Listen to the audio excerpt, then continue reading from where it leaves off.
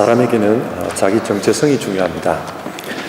자기 자신을 어떻게 이해하느냐에 따라서 그 사람의 삶이 완전히 달라지기 때문에 중요합니다. 예를 들어 유물론자들은 사람을 진화의 산물로 봅니다. 동물 중 가장 진화된 상태가 인간이라고 생각합니다. 이런 시각에서는 고등하냐 열등하냐의 차이만 있을 뿐이지 존재론적으로 인간은 다른 짐승과 하등의 차이가 없습니다. 똑같이 동물일 뿐입니다.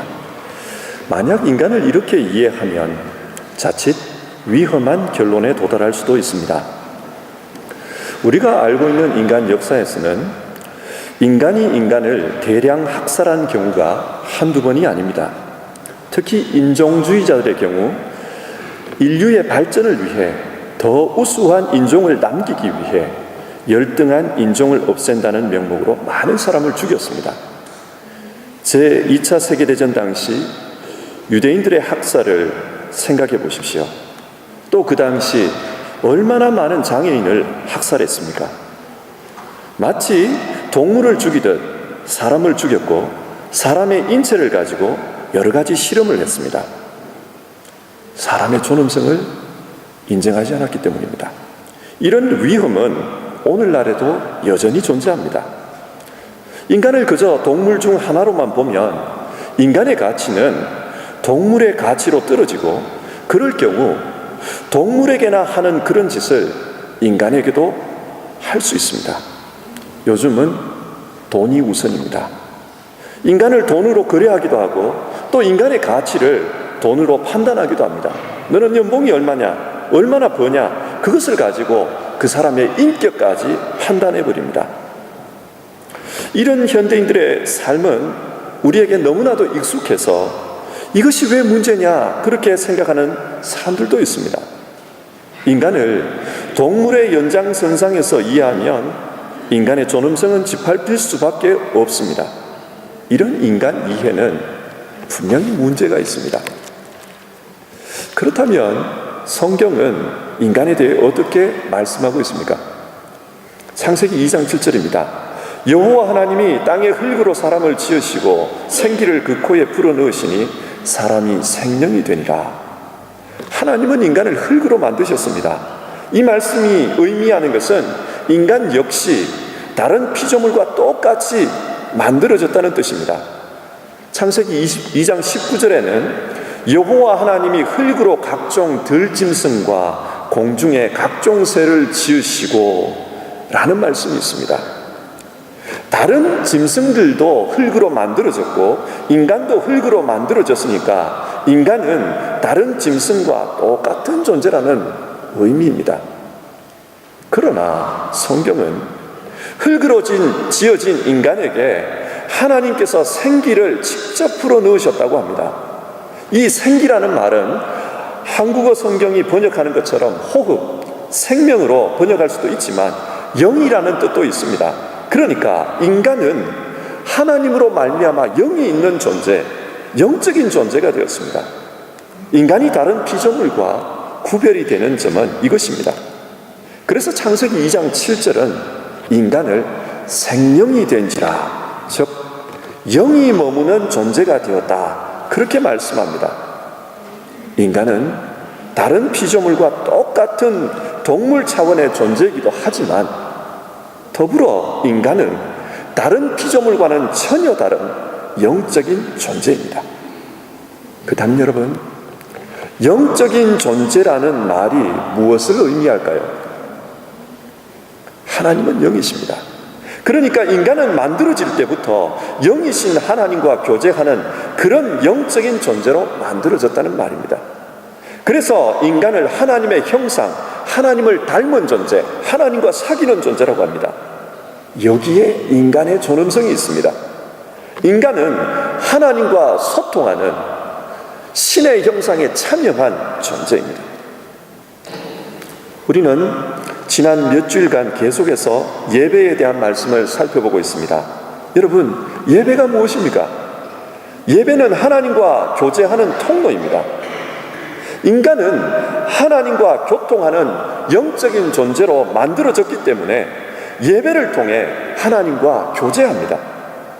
그렇다면 여기서 영적인 인간이 어떻게 영이신 하나님께 예배해야 하는가, 그것을 질문하게 됩니다.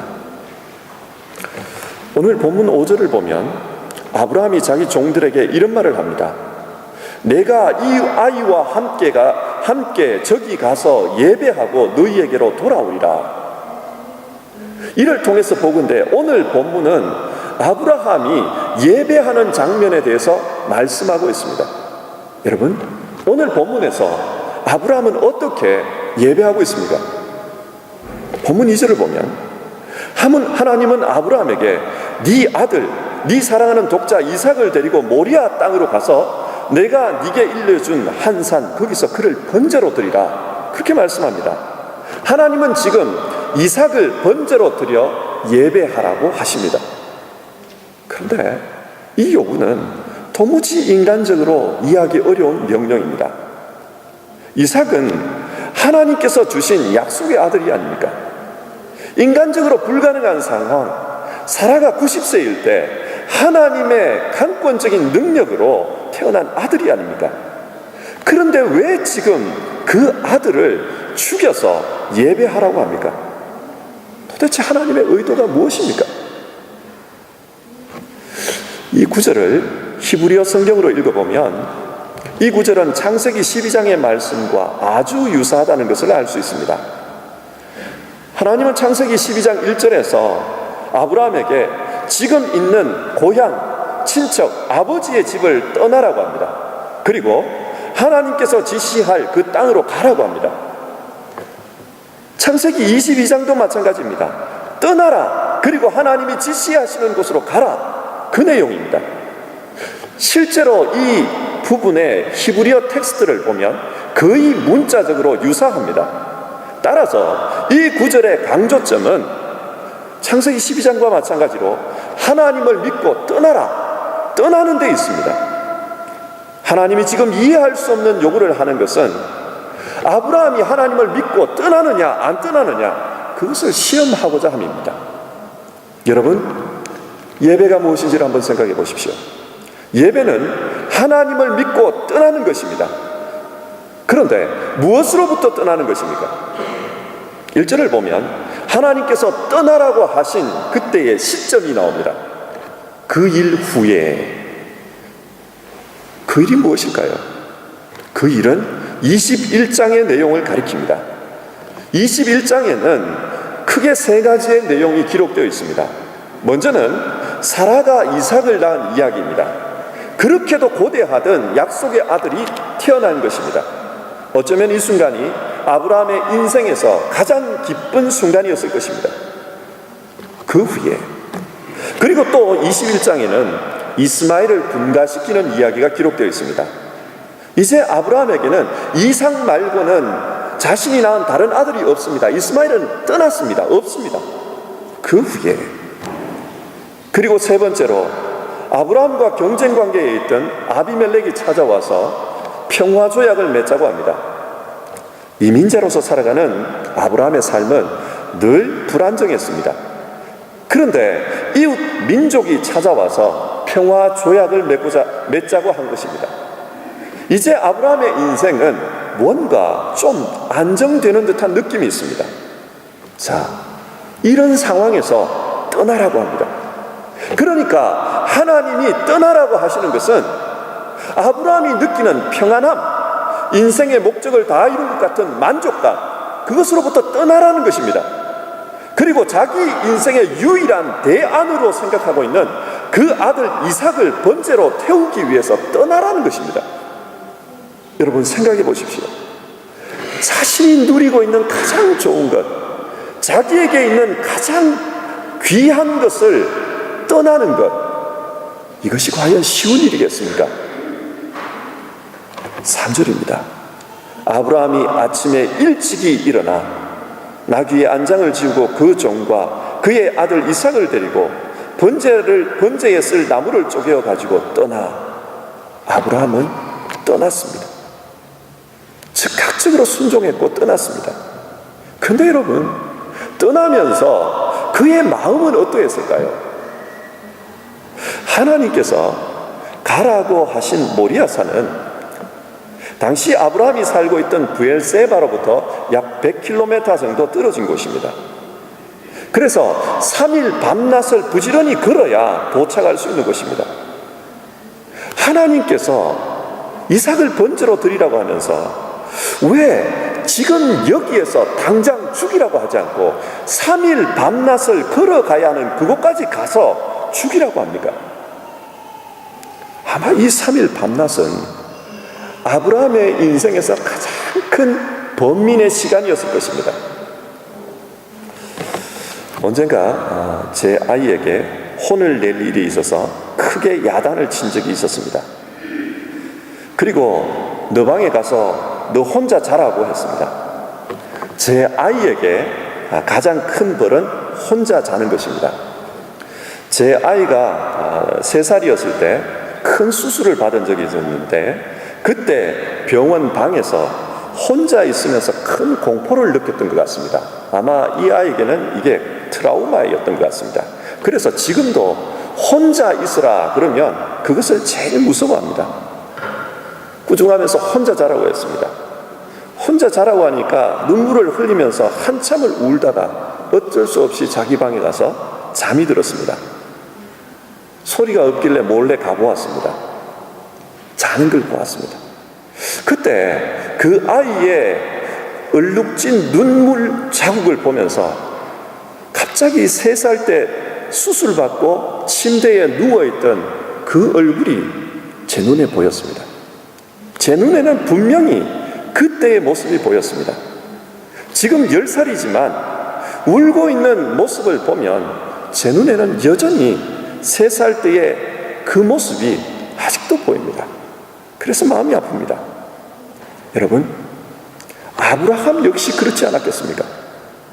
지금 이삭의 나이가 몇 살인지는 나오지 않습니다만 번제를 드릴 장작을 지고 가는 것으로 보아 꽤나 장성한 것으로 여겨집니다. 아마 10대 중반의 청소년으로 여겨집니다. 그러나 아버지, 제사에 쓸 장작과 불은 있는데 제물로 바칠 양은 어디 있습니까? 이렇게 질문하는 이삭의 모습 속에서 아브라함은 무엇을 보았겠습니까? 막 태어나서 하나님이 드디어 약속을 이루어 주셨다. 그 아들을 안고 기뻐했을 때 그때의 모습.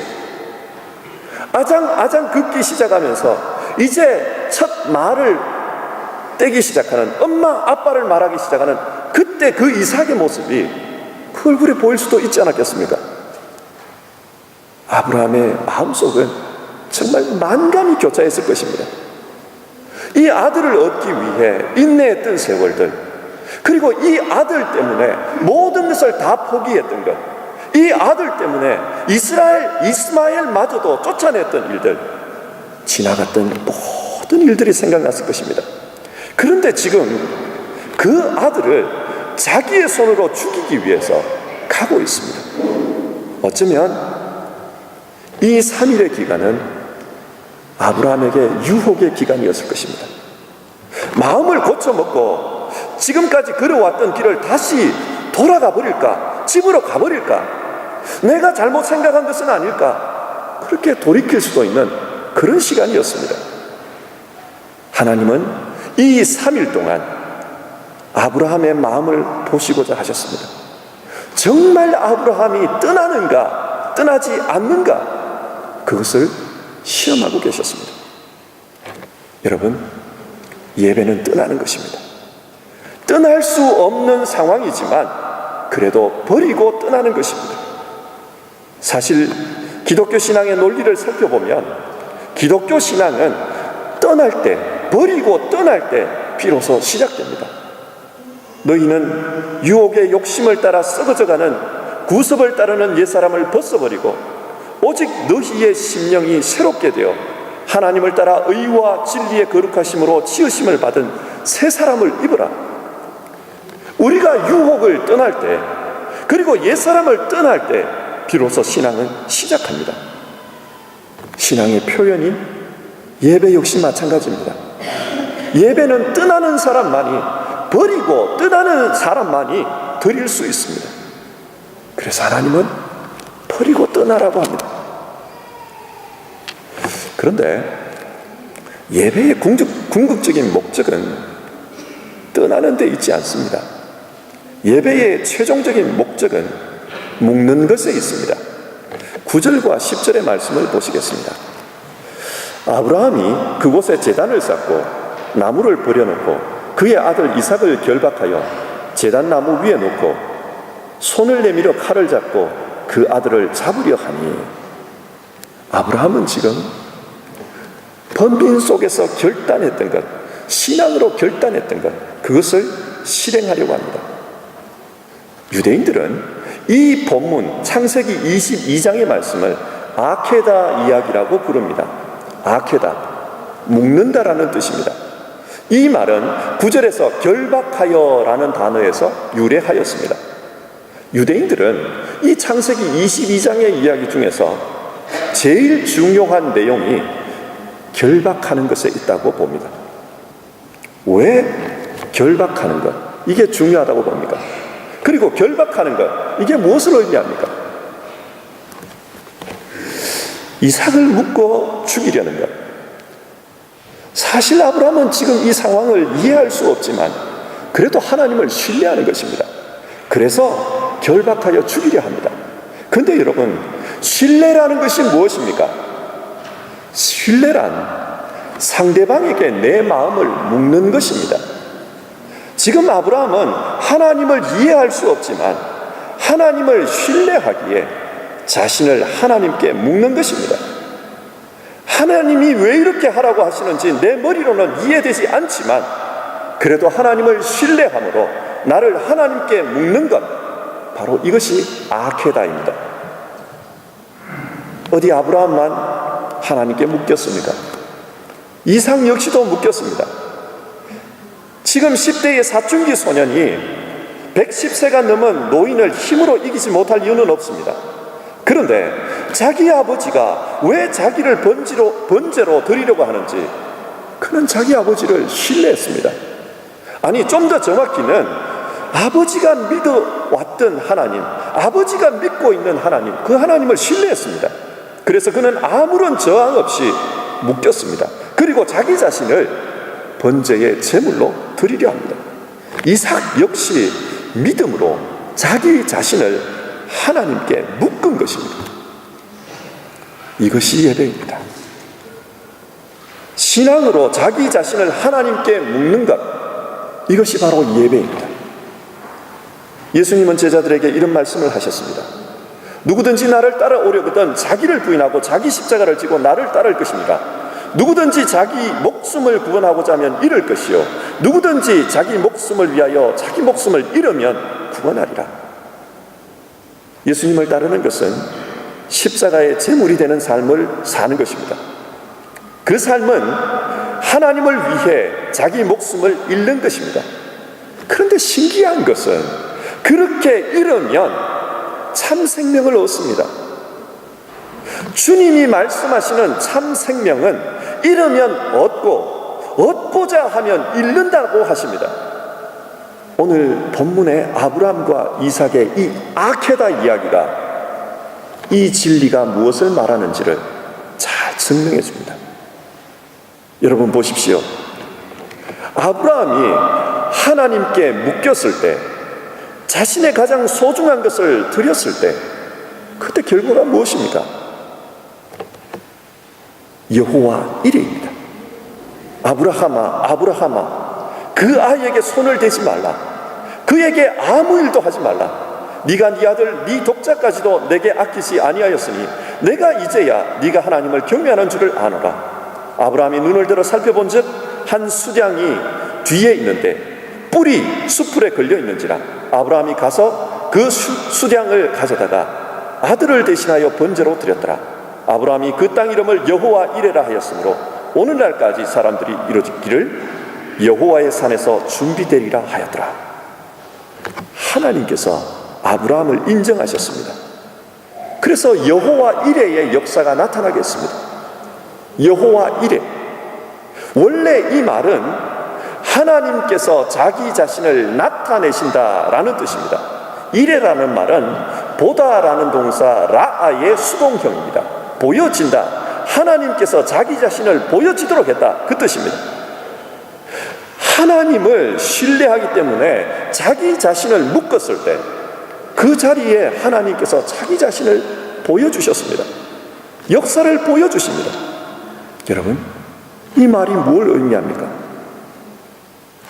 아브라함이 하나님께 자기 자신을 묶었다는 것은 하나님 역시도 아브라함에게 묶였다는 의미입니다. 그래서 아브라함이 예배하는 그곳에 하나님은 나타나실 수밖에 없습니다. 하나님 역시 묶였기 때문입니다. 그래서 하나님은 그 자리에서 예비하십니다. 번제 드릴 양을 예비하셨고 아브라함을 위하여 축복도 예비하셨습니다. 내가 나를 가리켜 맹세하노니 네가 이같이 행하여 네 아들 네 독자도 아끼지 아니하였은즉 내가 네게 큰 복을 주고 네 씨가 크게 번성하여 하늘의 별과 같고 바닷가의 모래와 같게 하리니 네 씨가 그 대적의 성문을 차지하리라. 그리고 또 하시는 말씀이 네 씨로 말미암아 천하 만민이 복을 받으리라.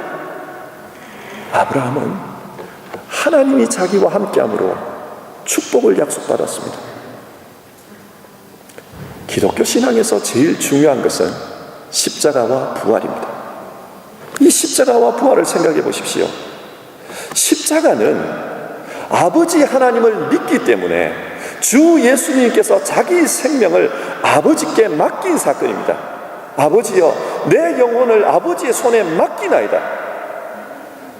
이렇게 아버지 하나님께 자신의 생명을 묶었을 때 하나님께서는 어떻게 응답하십니까?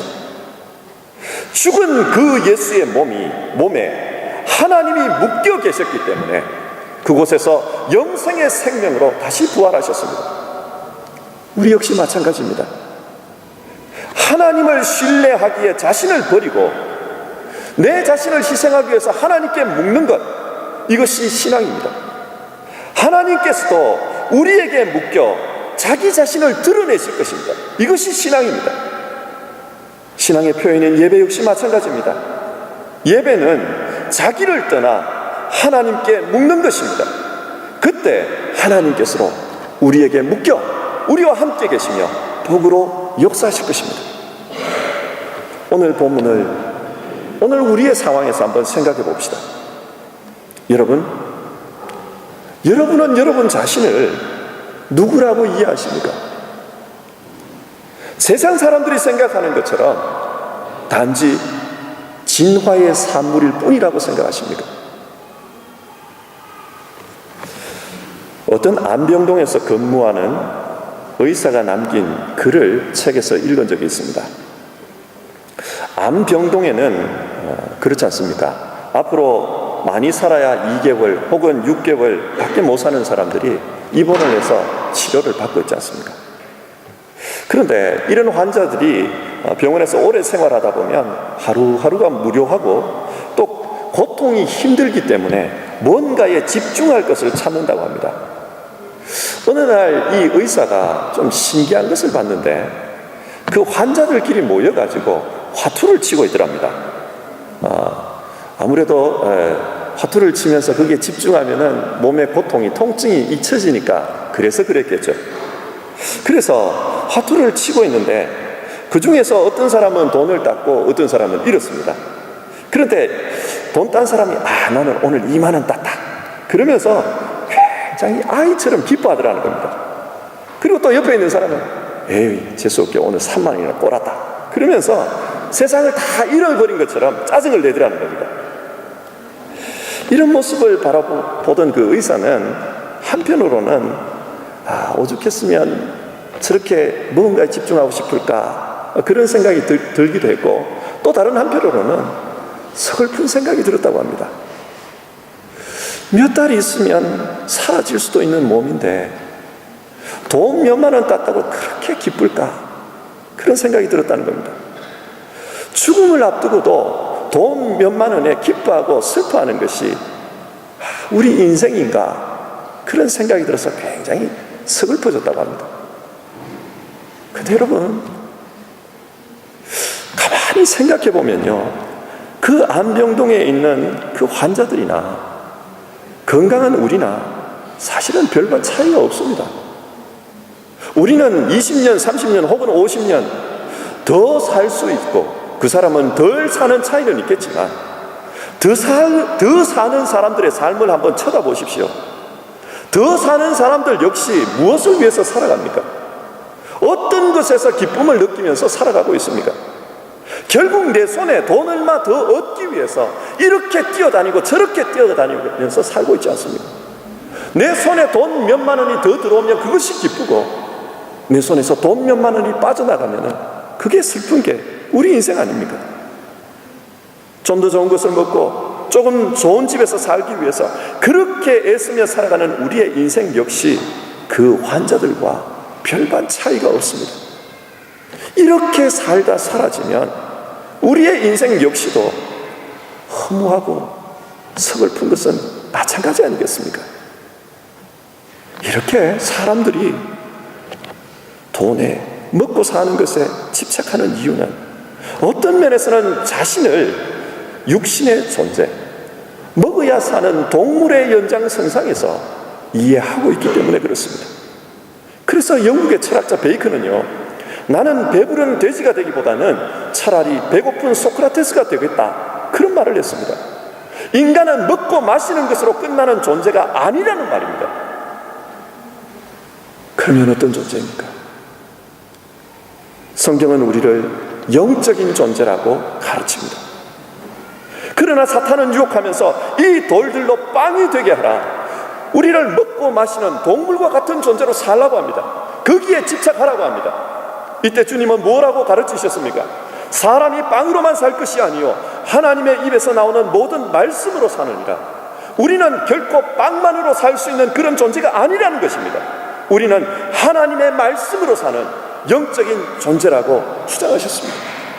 여러분, 예배가 무엇입니까?